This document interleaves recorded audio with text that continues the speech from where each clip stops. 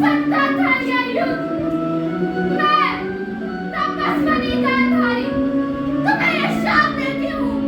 तुम्हारा सारा वंश इसी तरह पागल कुत्तों की तरह परस्पर एक दूसरे को मार खाएगा और तुम स्वयं एक व्याध के हाथों मारे जाओगे।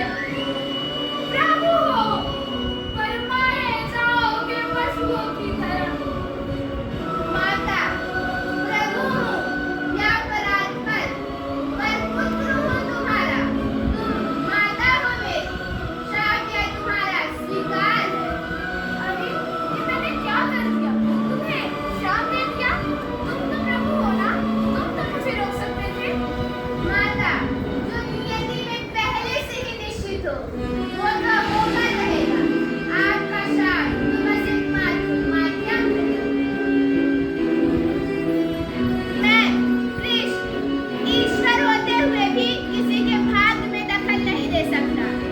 संसार का हर मनुष्य अपने कर्मों का स्वयं ही जिम्मेदार होता है। किस्मत बनी जीवन का यह